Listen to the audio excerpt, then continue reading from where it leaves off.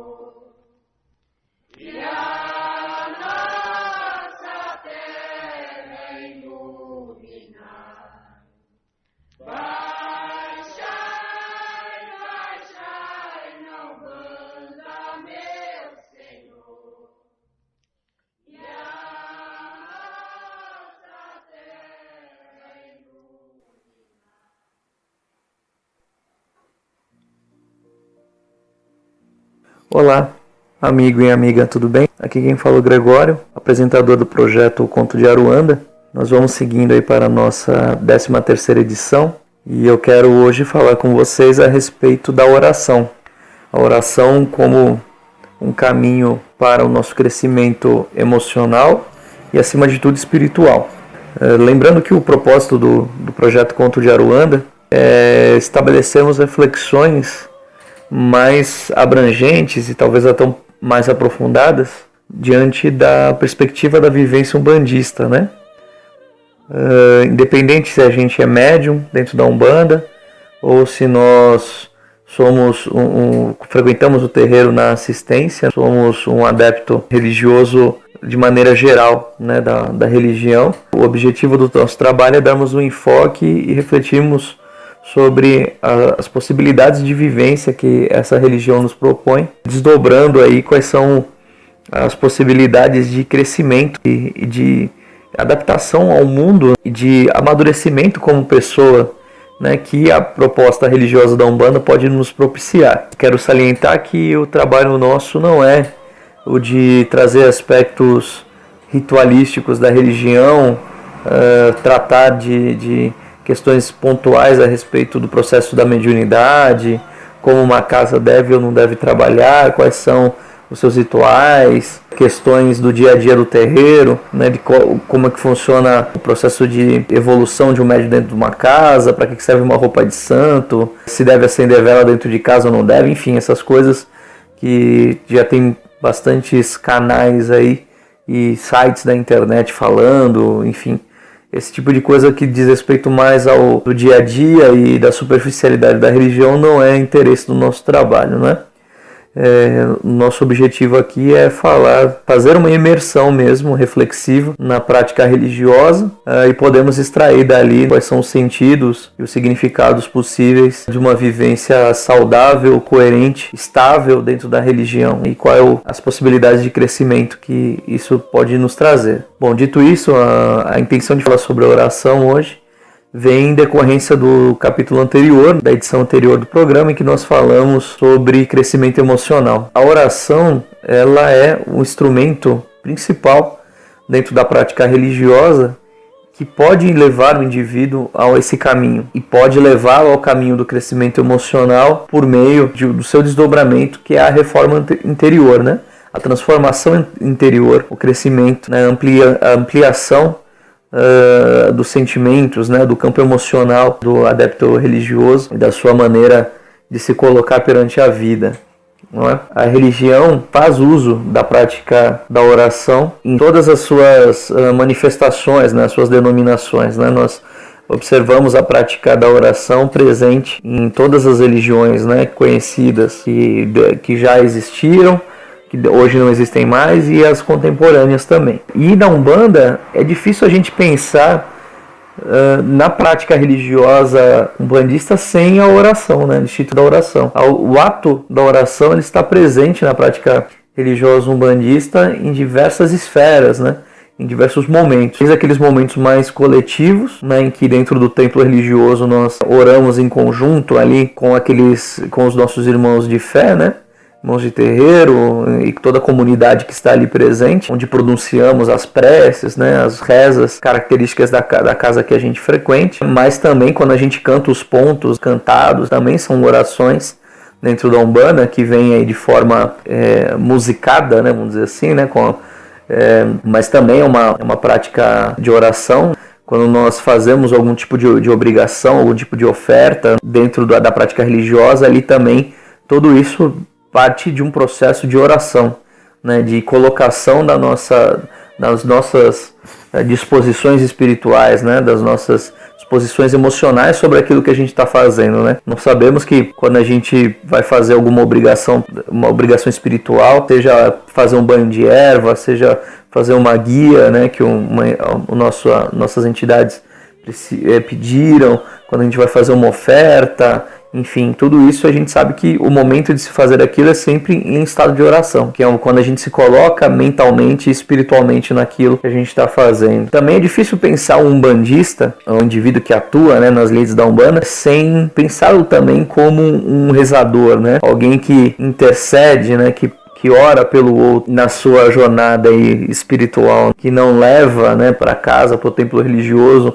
os pedidos de oração, de amparo, né, de apoio para pessoas na sua lida aí cotidiana, né, com quem ele tem algum tipo de relação ou não, né, vem por indicação de familiares, de amigos, pessoas doentes, pessoas com conflitos mais variados, e sempre pedindo ajuda, né, do indivíduo religioso, umbandista, né, no sentido de algum processo de intercessão, de apoio, né, de amparo espiritual a essas pessoas. Então, também por questão do atendimento do sofrimento do próximo, a prática da oração também está presente, né? Também é um dos caminhos que se apresenta para o religioso umbandista.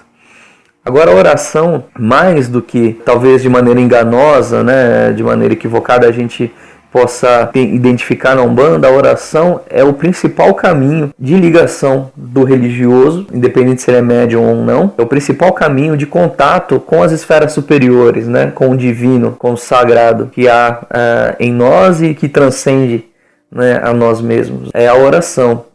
Diferente, não é o processo mediúnico, o processo da incorporação. Não, no processo da incorporação, nós estamos em uma abertura para a manifestação de um outro, não é? Não estamos colocados ali de maneira central. É na oração onde nós nos abrimos e nos dispomos a esse diálogo interior com o divino, para tratarmos das nossas questões, das nossas necessidades de ajuste emocional e espiritual, e assim também como nos abrimos para cuidarmos dos outros também, através da nossa posição, da nossa tomada de atitude, né, dessa ligação com o divino, né, com os estados superiores do mundo espiritual. Quando nós oramos, nós nos abrimos, né, a uma série de questões que dizem respeito ao nosso mundo interior. A oração é entendida, às vezes de maneira também equivocada, como o simples fato de pedir, né, de suplicar e de pedir coisas. E não é bem assim, né? A oração ela é composta de alguns elementos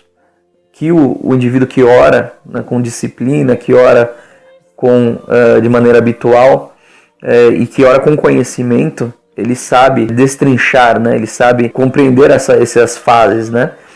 Que em geral estão todas dentro da prática da oração, né? Seja naquele momento de oração, de um momento específico de oração que o indivíduo faz, seja no seu dia a dia, né, em algum momento do seu dia a dia, esses elementos vão estar encaixados, às vezes não todos juntos de uma vez, mas em momentos sim, outros não, mas frequentemente eles estão ali dispostos, né? E quais são esses elementos que compõem o ato da oração? De maneira geral, as pessoas dizem que a oração ela compõe 3 fases, as mais conhecidas, que seria louvar, pedir e agradecer. Mas eu colocaria aí também mais dois elementos, que eu estou dizendo aqui eu colocaria porque eu estou falando, mas não porque eu inventei isso, né? Existem aí tratados de teologia, né? Que dizem isso, né? Que é o ato da intercessão dentro da oração e o ato da confissão, que também fazem parte do processo da oração. E a gente já vai explicar isso daí. Quando a gente faz a questão da louvação, né? Do louvor ou mesmo da adoração no processo de oração, que é, por exemplo, quando Jesus lá vai ensinar, né, os apóstolos a rezarem o Pai Nosso, né, e ele diz, né, Pai Nosso que estás nos céus, santificado seja o vosso nome, né, ou seja, está louvando, está adorando a Deus, né?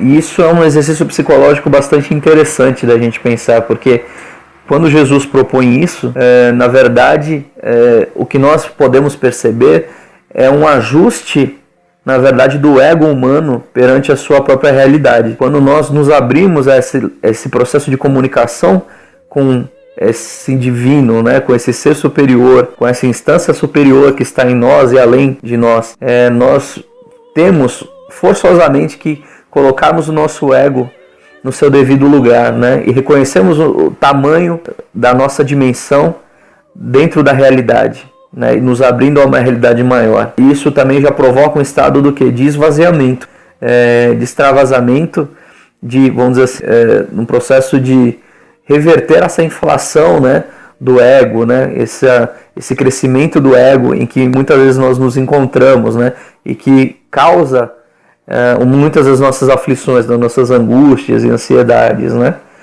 porque nós tentamos tomarmos, né, conta, né, de tudo, controlarmos tudo que está ao nosso redor e todas as circunstâncias das nossas vidas, né. E nós nem sempre podemos fazer isso. Nós estamos lidando geralmente com situações, com perigos, com questões que transcendem, né, que estão além da nossa capacidade de controle, não é? E quando nós nos deixamos preocupar, tomarmos, né, por conta dessa necessidade de termos tudo sob o nosso controle em busca de uma estabilidade, né, mas que é levada pelo ego, nós muitas vezes nos perdemos, né, e entramos em conflito de maneira geral. Então, esse primeiro processo, né, de louvar, né, de nos abrirmos em adoração a essa realidade que reconhecemos superior, a esse ser, a essa inteligência, enfim, maneira como queiramos compreender a Deus, já é uma maneira também de nós, vamos assim, baixar a bola, né, como a gente diz, né, baixarmos a nossa bola interior, né, esse ego inflado, né, e passarmos a nos dialogar dentro do nosso real tamanho, né, diante da vida. Quando nós pedimos, né, esse processo de pedir, né, louvar, pedir e agradecer, né, então quando nós pedimos, a ideia do pedir aqui não está ligada a essas posturas, né, que muitas vezes nós nos colocamos, né, que é de pedir coisas materiais, né. Pedimos coisas de consumo, pedimos coisas que levem a gente a algum tipo de relevância social, né? Tiago, né? Uma das cartas de Tiago, que eu me lembro agora, quando o apóstolo Tiago ele escreve, ele diz, né, que errado é orar, né, buscando bens e consumismo. Então, quando Jesus, inclusive, né, no ato de pedir, ele pede o pão nosso de cada dia, né? Ele não pede 500 coisas ou coisas além daquilo, né? Ele pede o pão nosso. E o pão, inclusive, ele tem um símbolo, ele faz parte de um símbolo psicológico, né, do nosso inconsciente, né? Que se refere a questões da essência, né? As questões do básico, né? Daquelas estruturas que são mais essenciais mesmo, né? Mais estruturadoras da nossa vida, né? Então termos, sim, claro, questões, o atendimento da nossa vida aqui no corpo físico, né? Mas é naquilo que se refere ao que é essencial, por isso que é o pão, não é? E dentro desse processo de pedir também, nós temos aqueles outros 2 elementos, né? Que eu falei, que é o processo da confissão, né? Confessar né, nesse sentido aqui de confissão, é quando nós nos abrimos diante desse diálogo e nós trazemos ao nosso mundo consciente quais são as nossas faltas, né, onde nós vimos errando, né, esse exercício também de nós sabermos fazer uma autocrítica nossa e colocarmos ali, né, nesse diálogo com o divino, a partir de nós mesmos, não um outro falando pra gente onde a gente está errando, mas é esse ato da gente saber reconhecer, né, onde a gente ainda vem errando, no que a gente ainda não nos corrigimos, né, interiormente, né? Por isso que nós devemos, no ato da oração, também confessar a nossa condição. Ah, mas Deus já sabe da minha condição. Sim, mas o que Ele espera é que nós reconheçamos a nossa condição. Não é? É claro que Ele sabe qual é a nossa condição, muito melhor do que a gente, talvez. Mas quando nós nos abrimos, né, a esse processo de confessarmos a nós mesmos, né, de trazermos ao nosso processo, né, ao nosso mundo consciente, né, onde estão as nossas falhas, nós também nos obrigamos, né, e reforçamos em nós essa força que nos impulsiona ao processo da correção, do arrependimento, né? Porque a oração também ela nos obriga a um processo de retidão psicológica e de retidão espiritual. Porque na hora que eu me coloco continuamente diante das inteligências superiores, diante do divino diretamente, eu também me obrigo a um processo de disciplina e de caminhar de maneira correta diante da vida, de maneira ética. Eu não consigo, com o meu psiquismo, com o meu mundo emocional completamente atropelado por descompromissos, por enganos, por equívocos, né, por mentiras, por falhas as mais diversas, né, por quedas morais, né, eu não consigo, se eu não faço esse processo autorreflexivo, estar diante de Deus com uma comunicação direta com as ordens superiores, né? Eu não consigo ter esse diálogo, né, se o meu coração não está limpo, né? Talvez seja por isso que Jesus fala, né, se você tem uma oferta a fazer, né, a Deus, né, para colocar no altar, primeiro vai e se concilia com o teu próximo antes de vir aqui e fazer a sua oferta, né? Eu acho que é disso que Jesus está falando, é de nós sabemos nos limpar psicologicamente, fazemos esse exercício, nos corrigirmos diante de uma ação, né, que também é uma prática de oração, né, a ação benfazeja, né, a ação correta diante da vida, né? Então nós precisamos nos desvincular desses enganos, né, dessas quedas morais, precisamos nos reabilitar, e dentro dessa disposição de nos reabilitar, nós vamos abrindo nosso psiquismo a voltarmos a ter essa comunicação mais limpa e mais direta, né, com as esferas superiores. Então o processo da confissão, ele é sim um processo que deve estar presente no nosso ato de oração, né? Não adianta eu só pedir a Deus, pedir coisas, mesmo essas coisas mais essenciais, como sabedoria, paciência, humildade, tolerância, mas se eu não reconheço também as minhas falhas, né? Não sei onde devo melhorar, né? O que devo corrigir em mim. Então, esse processo ele deve surgir a partir de nós, né, desse nosso reconhecimento, porque são coisas que estão em nós, então precisamos colocá-las, torná-las conscientes para que a gente possa lidar com elas e possamos crescer, nos corrigindo, vamos dizer assim, né? Dentro do ato de pedir, então quando nós nos abrimos, né, e pedimos a Deus essas questões que são das nossas necessidades essenciais aí, né, emocionais e espirituais, nós também falamos, né, das nossas dores, das nossas preocupações, né, falamos dos nossos anseios, mas também nós devemos nos abrir ao processo da intercessão. A intercessão é o quê? É quando nós falamos, né, depois de falarmos das nossas necessidades, nós nos abrimos às necessidades dos outros. Reconhecemos não só as nossas dores, os nossos sofrimentos, né, as nossas necessidades, mas também colocamos ali as necessidades dos outros, os sofrimentos dos outros, né? Aqueles a quem ninguém ora, né? Aqueles a quem nesse mundo ou no mundo espiritual, né, na Aruanda, estão lá e ninguém ora por eles, estão esquecidos, né? Então devemos também, na nossa oração, colocarmos essas pessoas, fazermos parte e nos reconhecemos como parte de um mundo em que, embora o nosso crescimento seja individual, a nossa libertação não é. A nossa libertação ela acontece sempre no processo da humanidade, conforme a humanidade se liberta, nós vamos também alcançando esses graus espirituais, né? Até uma coisa para a gente se pensar, né? Por que esses espíritos, né? Caboclos, pretos velhos e crianças, muitos deles, né? Já libertos, inclusive, do círculo da encarnação, né? Da reencarnação, por que eles continuam aqui, né? Presentes na humanidade e se apresentando como figuras humanas, né? Porque embora eles tenham crescido espiritualmente, né? A ponto de não precisarem mais da romagem humana, mas a humanidade não se libertou, então eles continuam aqui com esse propósito de ajudar ao nosso crescimento, né? Então, interceder pelo outro, né? Um bandista, ele deve sempre rezar, né? Se colocar para o outro, né? E não só pedir coisas e fazer trabalhinhos e mandinguinhas e coisas desse tipo para resolver problema financeiro, para arrumar a mulher para o outro, né? Eu acho que a Umbanda não é isso, né? Isso faz parte mais das crendices, das superstições, né, da religião, do que aquilo que deve ser a sua essência, né, primeira, né, e o que deve realmente florescer dentro do adepto umbandista, né.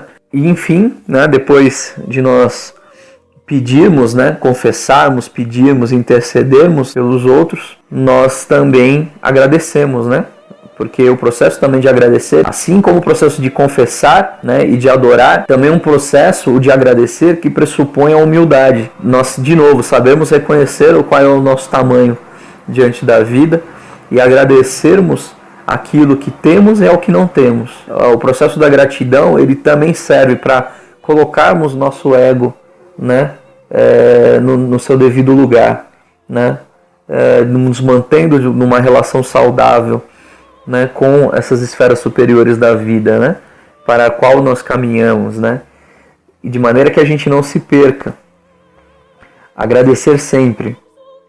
As grandes religiões sempre falam isso, né, as religiões orientais falam muito da questão do agradecimento, né, e na prática espiritual, dentro da Umbanda, nós aprendemos muito a agradecer também, né. Temos muita prática do agradecimento, né, quando nós cumprimentamos, nós batemos palmas, né? Sempre isso é um ato de agradecimento ao trabalho. Quando nós fazemos os cânticos de encerramento dos trabalhos, enfim, estamos sempre agradecendo, né? Aquilo não é uma mera formalidade, né? É um ato de reconhecimento do divino e de agradecimento pela sua presença na nossa vida, não é? Então, agradecer sempre. O ato da oração, vale lembrar, ele deve ser composto pelo ato de adorar ou louvar, pedir. E dentro de pedir está aí também não só o pedir, mas confessar e interceder pelos outros. E, por fim, agradecer. Lembremos sempre disso. A oração, ela pode ser feita em qualquer lugar, com o olho fechado, com o olho aberto, né, de dia, de noite, de madrugada, de tarde, né, em todos os lugares do nosso dia a dia em que nós encontrarmos um tempo para isso. Né? Um tempo curto, a gente não precisa passar noites e horas a fio rezando, até porque chega um momento que a nossa capacidade também de concentração, a nossa presença ali mental, espiritual, ela também se esvai naturalmente, como qualquer outro exercício psicológico, né, intelectivo que a gente faça, né? A gente tem uma limitação para isso, então a gente, a não ser com grandes períodos, né, com uma disciplina que a gente vá fazendo todo dia, assim como, por exemplo, a meditação e a própria mediunidade, né? Um médium, que quem trabalha com um médium sabe disso, né? Um médium menos experiente, né? Que está menos tempo na lida espiritual, ele tem um processo de estado mediúnico dele é mais curto do que de um outro médium que já está mais experimentado naquilo, né? Porque ele vai ampliando a sua capacidade inclusive cerebral, né? De poder comandar esse processo. Então a oração não foge disso. A oração também. Então o ideal é que ela seja curta, né? E que ela esteja preenchida pela nossa presença ali, psicológica e mental, né? Então a gente pode fazer isso na rua, no nosso trabalho, no volante do carro, na condução que a gente tome para ir para o trabalho, à noite antes da gente dormir, ao acordar, enfim, não faltam motivos, né? Para que a gente tenha sempre um período para a gente orar e também reservarmos aí algum dia, né, específico do nosso dia a dia para a gente poder, dentro da nossa casa, enfim, a gente reservar um período um pouco maior para a gente fazer as nossas orações de uma maneira um pouco mais completa. Mas mantemos esse hábito, né, da oração é uma maneira, nos propicia crescermos também emocionalmente, né? Um dos benefícios da oração, né, alguns estudos aí da psicologia já dizem isso, né, que ela traz essa capacidade, né, de emocional, né, que primeiro vem por esse processo aí de catarse, né, que nós falamos as necessidades, confessamos os nossos erros, né. Então ele traz esse estado aí de relaxamento, né, de alívio de tensões, né. Ele nos abre também a perspectiva de algumas posturas, né, psicológicas que são importantes também para a gente como ser humano, para o nosso crescimento, né, que é a postura do altruísmo e da empatia, né, quando eu falei lá dentro da oração da gente se abrir também para o sofrimento do outro, né, quando a gente pensa nos outros, né. Então a gente também está abrindo-nos, né, para o altruísmo, né, para nos colocarmos no lugar do outro, né, e isso também faz com que a gente tenha amplia a nossa capacidade de paciência, de tolerância, né, de afetividade em relação ao outro, né, e ela também nos ajuda a nos estabilizar interiormente, né, isso do ponto de vista psicológico, né, emocional. Do ponto de vista espiritual, como eu já falei várias vezes, né, aqui ao longo dessa nossa conversa, há a possibilidade desse crescimento, desse diálogo com o divino, e conforme mais a gente ora, mais a gente tem essa disciplina, né, de estarmos ali em contato, mas nós vamos também identificando, né, questões espirituais que estão em nós, né, e que aparecem ali, embates espirituais, necessidades de crescimento, né, o nosso vir a ser, né, ele também vai se tornando cada vez mais luminoso, né, ele vai se tornando cada vez mais sensível, né, a nós, né, mesmo que a gente ainda não consiga reconhecer, né, entender essa nossa realidade espiritual, né, de maneira consciente, clara, mas ela vai se tornando cada vez mais sensível dentro de nós, né, o tamanho que nós temos do ponto de vista do espírito, né, não do ponto de vista do ego, mas do ponto de vista do espírito, e também do tamanho da proximidade que nós temos de Deus. E muitas vezes, quando estamos tomados pelo ego, né, pelas nossas preocupações, ansiedades, angústias, né, o sentimento de opressão ou de culpa, né, nós às vezes parecemos tão afastados, né, do divino, né, nos colocamos de maneira afastada de Deus, né, mas a grande verdade é que realmente nós vamos nos afastando de Deus, né, Deus não se afasta de ninguém, e quando nós vamos fazendo esse trabalho, nós vamos reconhecendo o quão intensamente está, né, essa nossa ligação. Então há esse processo de diálogo, né, que nos propicia um crescimento interior, né, inclusive do entendimento das leis da vida, né? Porque também, que fique claro, né, para nós, né, acho que também dentro da Umbanda às vezes a gente tem um pensamento equivocado de acreditarmos que o pedido, né, o ato petitório, né, da oração, ele tem sempre que ser atendido, né, ele tem sempre que ter uma resposta, né, conforme o indivíduo ora, e isso em qualquer religião, de novo, isso é um valor perene, né, me lembrando agora da outra edição, uma edição passada em que eu falei de valores, né, um valor perene, né, do ato religioso na Umbanda e de qualquer religião, a oração, ela também vai nos mostrar que a nossa relação com Deus é uma relação oracional que vai nos destituindo das nossas fantasias, das nossas crendices, das nossas superstições, de toda uma bagagem que a gente carrega conosco, né?